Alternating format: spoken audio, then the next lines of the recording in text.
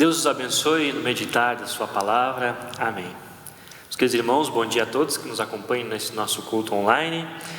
Eu aposto que muitos de vocês têm mantido durante a semana e hoje também as suas portas trancadas, por diversos motivos, mas eu aposto que um em especial: o medo do coronavírus. Por coincidência, esse mesmo sentimento de medo também motivou os discípulos de Jesus a se reunirem com as suas portas trancadas. Embora a causa do medo tenha sido diferente, o fato é que a igreja, nós hoje nos reunimos de maneira parecida com aquela igreja, com a igreja primitiva, em casa. Mas mesmo em meio a toda essa crise, todo esse caos, uma certeza nós podemos ter: há alguém que é capaz de atravessar portas trancadas, atravessar paredes e de se colocar ali então em meio aos seus amigos, em meio aos seus irmãos, e seja na casa de discípulos há 2000 anos ou nas nossas casas hoje. E esse é Jesus.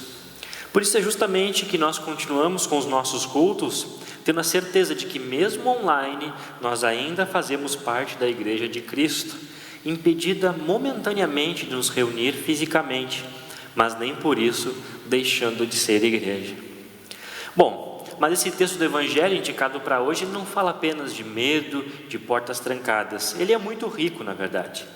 Só que quase sempre que nós lemos ele, logo de cara, um personagem toma um protagonismo negativo em toda a história: o cara do ver para crer, o Tomé. É comum que nós logo tenhamos vontade de atacar esse homem, porque afinal de contas, que absurdo que ele tenha duvidado da ressurreição daquela forma que ele fez. O problema é que sempre que nós julgamos Tomé, nós normalmente esquecemos de que Pedro, por exemplo, talvez ainda motivado pela sua consciência doendo por ter negado Cristo, quando ele recebe a notícia de que Jesus havia ressuscitado, ele larga tudo e sai correndo para verificar se a tumba estava mesmo vazia. Esquecemos também que os outros discípulos talvez tenham crido em Jesus apenas por uma questão de terem visto Jesus antes do que Tomé. E por último, nós sempre esquecemos que é justamente Tomé quem dá uma das confissões mais belas e significativas de todo o Novo Testamento. Quando ele constata que é Jesus que está ali de fato com ele, ele exclama: Senhor meu e Deus meu.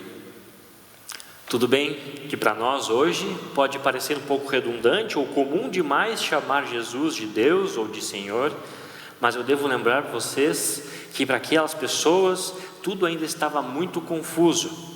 O fato é que nenhum deles entendia o quadro todo, nenhum deles conseguia compreender de fato tudo o que estava acontecendo ao seu redor. Jesus havia passado pelo menos 3 anos ensinando os seus discípulos e eles ainda não estavam compreendendo nada com nada. Soa mais ou menos parecido, obviamente numa escala bem menor, com aquele professor ou professora de matemática que nós tivemos no ensino médio, fundamental, que passaram ali anos da nossa vida tentando ensinar para a gente sobre porcentagem, sobre frações, mas que a gente aprendia somente no papel ali, uma pequena parte, mas que coisas que nós só conseguimos entender de verdade quando nós passamos a precisar calcular quanto de imposto será descontado do nosso salário, o quanto nós temos de gasolina no tanque do carro, se é meio tanque, 1/4 de tanque, ou então quanto de juros vai ser cobrado por essa ou por aquela compra. Ou seja, em muitos aspectos da nossa vida, nós também precisamos ver, talvez não para crer, mas para compreender. Jesus dizia aos seus discípulos que ele precisava morrer, e ainda assim houve luta no momento da sua captura. Ele dizia que iria ressuscitar, e ainda assim os discípulos ficaram tristes e as mulheres choraram quando Jesus morreu. Com isso, eu não estou dizendo que eu me sairia melhor do que qualquer uma dessas pessoas nessas situações.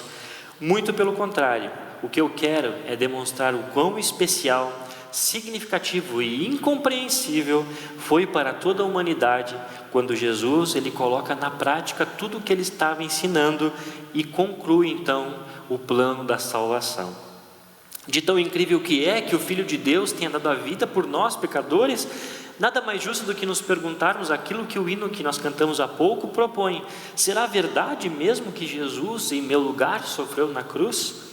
Meus irmãos, é uma alegria sem tamanho nós podemos ter certeza de que isso é verdade.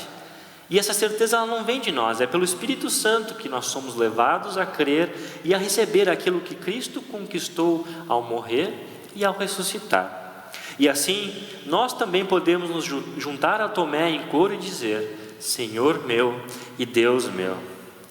Mas como nós podemos crer se nós não podemos colocar as nossas mãos nos ferimentos de Jesus como Tomé fez? Bom, o próprio apóstolo João nos dá uma dica em seu texto quando ele escreve: Jesus havia feito muitos outros milagres que nem tinham sido escritos nesse livro, mas esses que ele escreveu foram escritos para que nós pudéssemos crer que Jesus era o Messias, o Filho de Deus, e para que, crendo, nós tenhamos vida por meio dele. Como eu vi essa semana, crer sem ver é possível, é o meu, é o teu caso. Mas não há como crer sem o ouvir e sem o ler da palavra que nos foi deixada pelos apóstolos, porque é justamente através desta palavra que o Espírito Santo age em nossos corações. Nós não podemos ver de perto as feridas de Jesus, pelo menos não hoje e tomara que não amanhã, mas um dia nós poderemos, porque o Cristo permanece mesmo ressuscitado com as marcas dos seus ferimentos, como o texto do Evangelho de hoje mostra. E o consolo está justamente em saber que no céu, o único que terá ainda alguma marca do pecado é o próprio Cristo. Ele mantém os seus ferimentos para lembrar a mim, lembrar a você, que teremos o nosso corpo perfeito do preço que Ele pagou pelo nosso resgate. Assim, felizes somos todos nós, porque mesmo que nós não o possamos ver, nós podemos ter a certeza de que Jesus está conosco em cada dia de nossas vidas. Tenha certeza de que mesmo que tu estejas agora com a tua família, trancado com medo do coronavírus, Cristo está do lado de vocês, assim como esteve ao lado daqueles discípulos que estavam com medo dos judeus os matarem.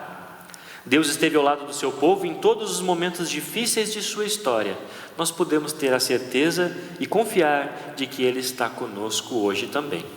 Ele cuida de nós. Amém.